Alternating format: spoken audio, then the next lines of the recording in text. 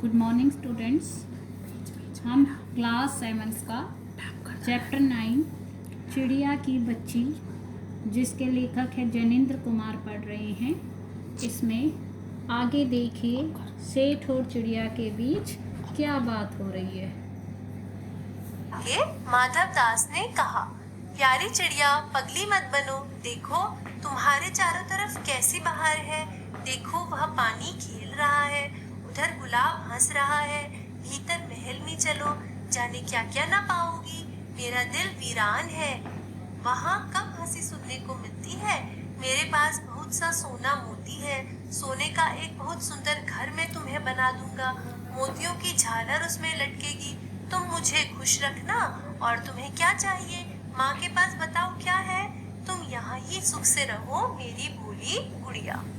तो अब इस पैराग्राफ में लेखक ने यही दर्शाया है कि पहले तो माधव दास ने चिड़िया की तारीफ की, उसकी प्रशंसा की कि तुम इतनी सुंदर हो, इतनी अच्छी हो और मेरे पास रुक जाओ। लेकिन इस प्रशंसा का चिड़िया पर कोई प्रभाव नहीं पड़ा। तो माधव दास ने चिड़िया को दूसरी प्रकार से लालच देना शुरू किया। उन्होंने कहा कि देखो पागल मत बनो, तुम्हारे चारों तरफ देखो कितना सुंदर मौसम है, कैसी बहार छाई है। देखो पानी खेल रहा है, अर्थात फव्वारे में से देखो कैसे पानी उठ रहा है, गिर रहा है, उसको ध्यान से देखो। गुलाब हंस रहा है, मतलब गुलाब के फूल खिले हैं, उन्हें देखो। मेरे महल में अंदर चलो, वहां तुम और भी अच्छी अच्छी चीजें पा जाओगी। मेरा दिल तो वीरान है, वीरान है मतलब उजड़ा हुआ है, और वहां किसी की मुझे हंसी भी सुनने को नहीं मिलती। मेरे पास तो बहुत सारा सोना है, मोती है। सोने का मैं तुम्हें एक सुंदर महल बनवा दूंगा, घर बनवा दूंगा, और उसमें मोतियों की झालर लगा दूंगा। तुम बस मुझे खुश रखना, अर्थात मेरे लिए चहचहाना, सुंदर गीत गाना। और तुम्हें क्या चाहिए, तुम्हें मैं सुंदर महल में रखूंगा, सोने का एक घर बना दूंगा। और तुम जो कह रही हो कि मुझे माँ के पास जाना है, तुम्हारी माँ के पास थोड़े ना कोई तुम्हें सोने का महल या घर मिलेगा। तुम यहाँ रहो, सुख से रहो, ठीक है। फिर आगे क्या हुआ। चिड़िया इन बातों से बहुत डर गई। वह बोली, मैं भटक कर तनिक आराम के लिए इस डाली पर रुक गई थी।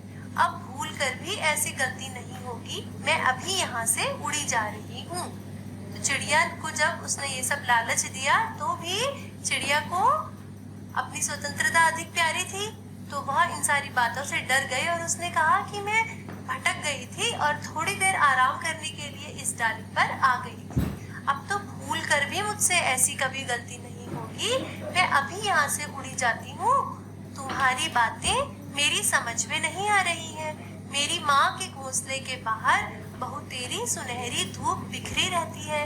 मुझे और क्या करना है। 2 दाने माँ ला देती हैं, और जब मैं पर खोलने बाहर जाती हूँ तो माँ मेरी बाट देखती रहती है।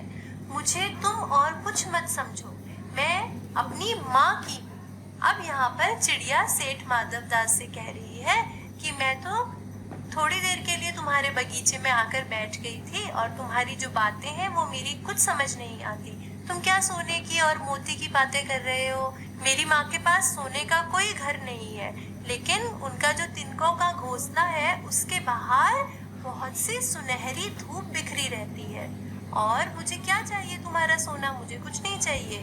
भोजन के लिए मेरी माँ जो दाने लाती हैं मुझे खिला देती हैं, और उसी से मेरा पेट भर जाता है। जब मैं पर खोलने के लिए बाहर जाती हूँ या उड़ने के लिए बाहर जाती हूँ तो मेरी माँ मेरा रास्ता देखती है, मेरा इंतजार करती है।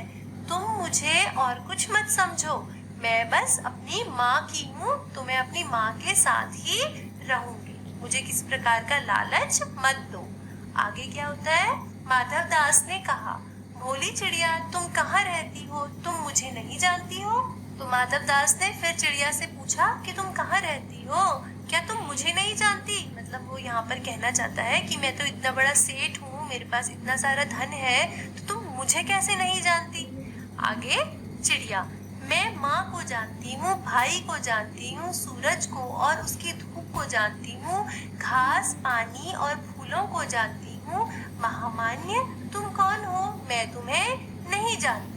तो यहाँ पर चिड़िया ने बोला कि मैं किसी को नहीं जानती, मैं सिर्फ अपनी माँ को जानती हूँ, अपने भाई को जानती हूँ, सूरज को जानती हूँ, उसकी सुनहरी धूप को जानती हूँ, घास, पानी, फूलों को जानती हूँ। हे महामान्य, मतलब हे मान्यवर, तुम कौन हो?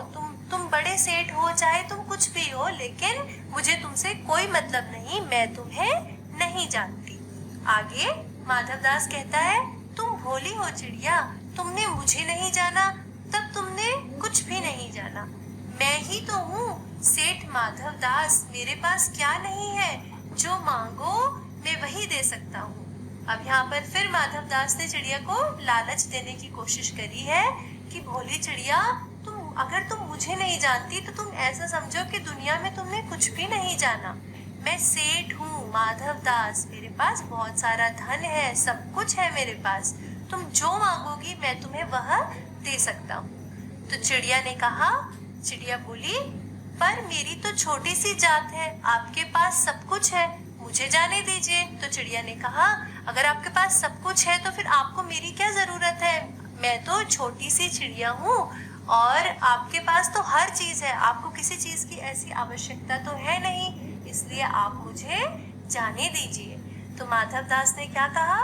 माधवदास ने कहा, चिड़िया तू निरी अनजान है, मुझे खुश करेगी तो तुझे माला माल कर सकता हूँ। अब चिड़िया से माधवदास ने कहा कि तू तो बिल्कुल, निरी मतलब होता है बिल्कुल, और अनजान मतलब है कि जो कुछ भी नहीं जानता उसे अनजान कहते हैं।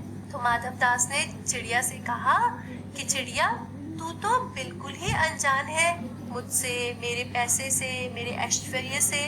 अगर तू मुझे खुश रखेगी तो मैं तुझे माला माल कर दूंगा, अर्थात मैं तुझे बहुत सारा पैसा दूंगा। लेकिन फिर चिड़िया ने क्या कहा?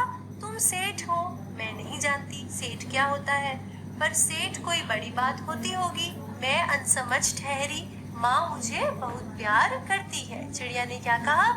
तुम सेठ हो, पर मुझे क्या पता सेठ क्या होता है। तुम होगे कहीं के सेठ, पर मुझे तुम्हारे धन से और तुम्हारे पैसे से क्या करना है, मैं नहीं जानती ये सेठ वेठ क्या होता है, पर शायद कोई बड़ी बात होती होगी, तभी तुम इतनी बार मुझसे बोल रहे हो कि तुम मुझे क्यों नहीं जानती, मैं इतना बड़ा सेठ हूँ, पर मैं इन सारी चीजों से अनसमझ हूँ, मुझे इनकी कोई समझ नहीं है, मुझे मेरी माँ बहुत प्यार करती है और मैं बस उन्हें ही जानती हूँ।